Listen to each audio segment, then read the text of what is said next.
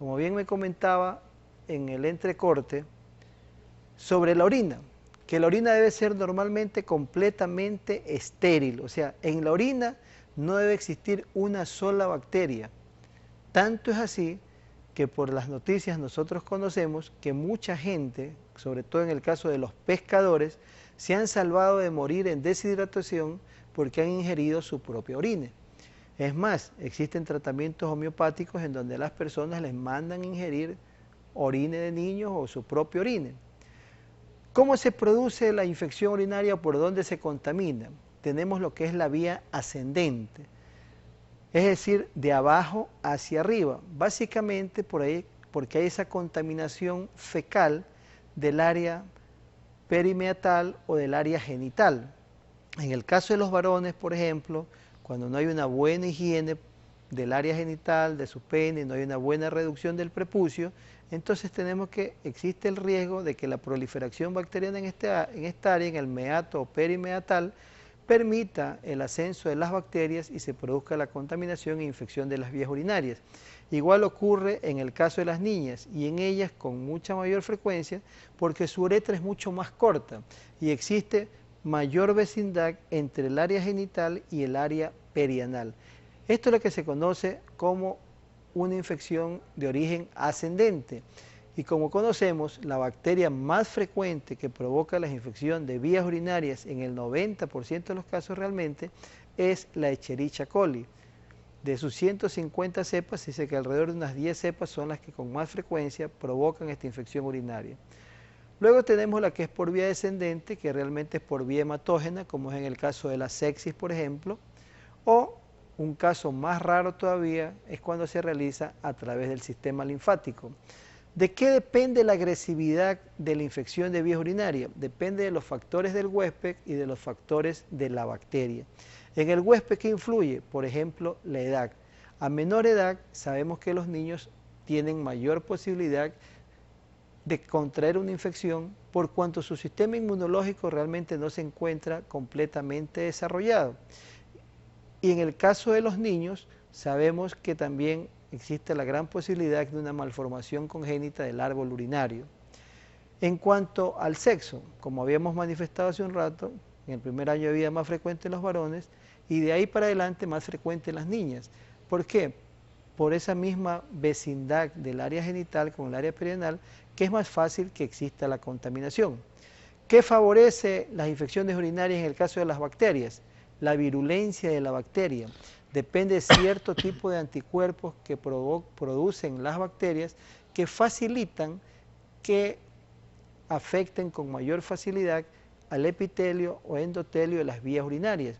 O en el caso de las bacterias también, por ejemplo, tienen algo que se llaman las fimbrias, es decir, que son unas bandas que le permiten a la bacteria adherirse con mayor fuerza al epitelio de las vías urinarias y todo esto permite el desarrollo de la infección de vías urinarias. A esto se suma la presencia o no de malformaciones congénitas o de alguna otra malformación del aparato, de algún aparato del cuerpo, sobre todo el aparato digestivo, que también puede facilitar la infección de vías urinarias. Es decir, normalmente, vuelvo e insisto, no tiene que haber bacterias en el orine y el orine debe ser completamente estéril. Cuando el árbol urinario, cuando las vías urinarias son invadidas por bacterias, entonces nos encontramos frente a una infección de vías urinarias que puede ser sintomática o asintomática, es decir, que puede dar síntomas como no puede dar síntomas, ¿verdad? Entonces, en el caso de una infección de vías urinarias hay que tener presente todos estos acontecimientos, porque usualmente muchas veces pensamos, bueno, ¿y cómo es que se contaminan las vías urinarias en los niños? ¿Por qué se produce la infección de vías urinarias? Realmente se pueden producir por estos tres tipos de causas que hemos manifestado. La más frecuente de todas es la ascendente, es decir, por contaminación del área genital, del área perimeatal, que es la que va a contaminar las vías urinarias y hace que se desarrollen con más frecuencia este tipo de infecciones. Cuando hablamos, doctor, perdón que le interrumpa, cuando hablamos, doctor, de infección de vía urinaria, ¿estamos hablando de infección de vejiga o son dos cosas aisladas? No, cuando hablamos de vías urinarias, por eso decía hace un momento, tenemos que considerar si son infecciones de vías urinarias bajas.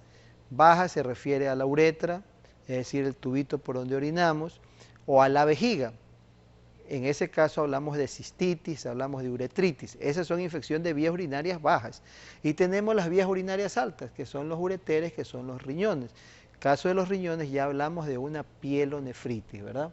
Entonces, pero el conjunto de la enfermedad infecciosa del árbol urinario se llama infección de vías urinarias.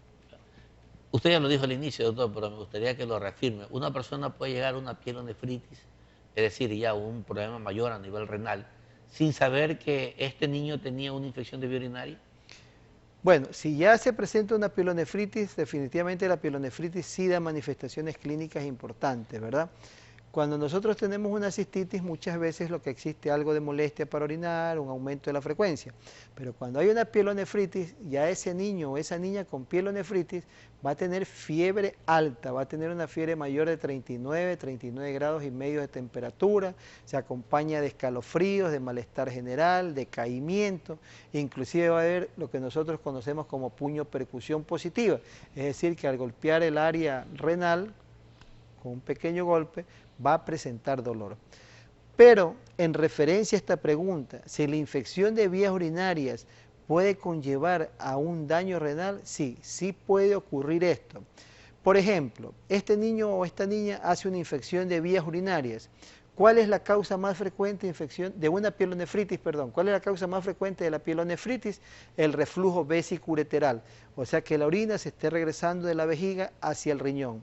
Cuando se produce la pielonefritis, cuando hablamos de pielonefritis, estamos hablando de pus en el riñón.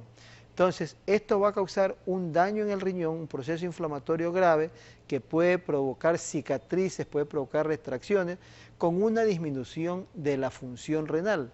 Y de no ser tratada a tiempo, el compromiso va a ser mayor y este riñón puede llevar a que su función disminuya en un porcentaje importante.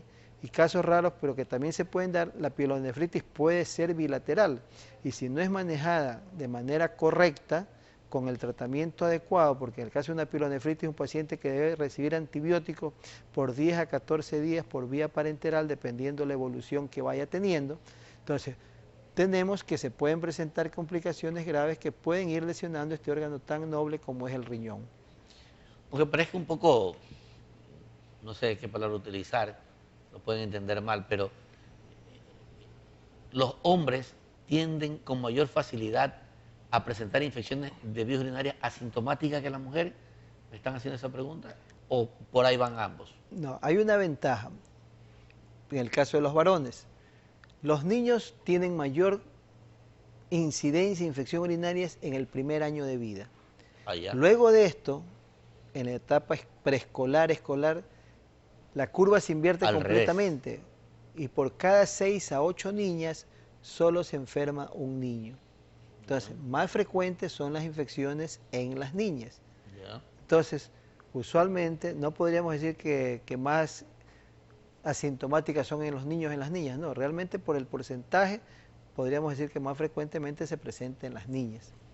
Yo sé, doctor, que las infecciones de vías urinarias a nivel mundial siguen siendo consideradas entre las primeras, por no decir la primera causa, de aborto, de parto prematuro, por ruptura prematura de placenta, perdón, de membranas amnióticas. Y cuando hay lesión de membranas amnióticas, pues todos sabemos que se le seca la piscina al niño y este tiene que salir. Caso contrario, pues puede pasar alguna desgracia de estas fatales, como es el óbito o muerte. Pero aunque la pregunta parezca un poco rara, pero se la hago. Una mujer que tenga infecciones de vías urinarias a repetición durante su embarazo, ¿puede estigmatizar a su hijo que ya nazca con algún problema de la misma índole? No, no necesariamente. El que la madre haya tenido infecciones urinarias durante el embarazo no significa que su niño va a nacer con infección de vías urinarias o que su niña va a nacer con infección de vías urinarias. Son dos cosas completamente distintas, son dos cosas completamente diferentes. Vuelvo e insisto, y si vemos las imágenes siguientes, vamos a podernos dar cuenta de qué tan importante es hacer el diagnóstico de infección de vías urinarias en un niño, o en una niña, o en la edad pediátrica. ¿Por qué? Porque si nosotros corroboramos, certificamos, por así decirlo, de que hay una infección de vías urinarias, no nos podemos limitar a dar el tratamiento, sino que tenemos que hacer la investigación respectiva. Bueno, ahí hay algunas de las manifestaciones clínicas a las que ya me había referido, pues que a menor edad tenemos menos síntomas y a mayor edad son manifestaciones clínicas más manifiestas de vías urinarias. Pero en esta diapositiva nosotros podemos observar las diferentes formas cómo se toman las muestras de orina. En el cuadro superior izquierdo de nuestra pantalla podemos observar qué es lo que se conoce como un chorro intermedio, la muestra del chorro intermedio, es decir, el niño o la niña se lavan sus genitales, comienzan a orinar y a mitad de lo que están orinando se toma la muestra de orina.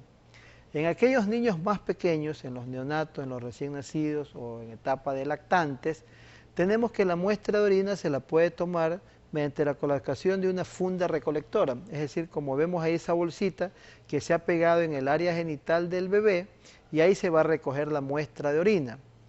O podemos ver en la parte inferior que se está realizando lo que se conoce como una punción suprapúbica, es decir, con una jeringa se punciona por encima de la sínfisis del pubis, sabiendo que la vejiga está llena, entonces se puede tomar una muestra de orina.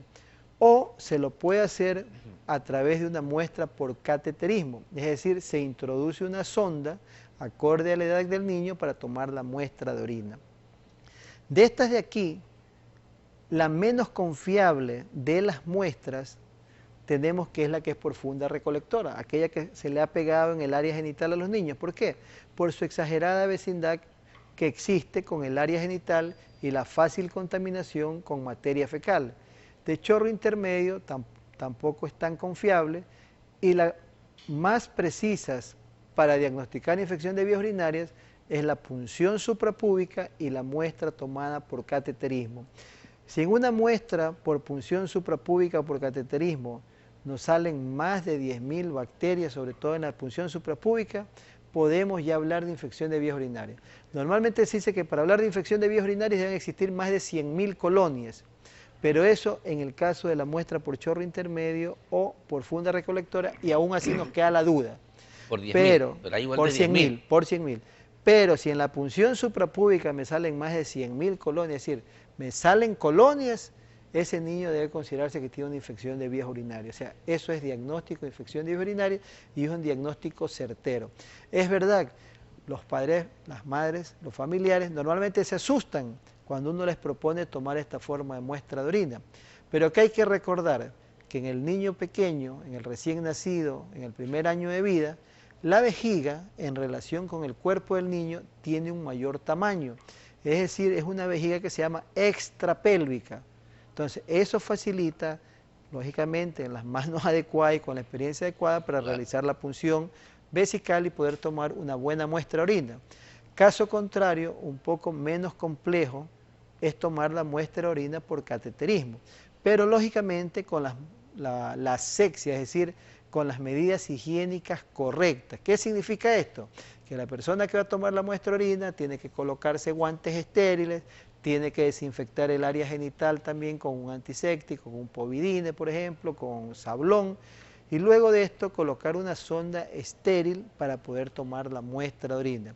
¿Cuál es el otro factor importante? El tiempo de transporte de la muestra de orina.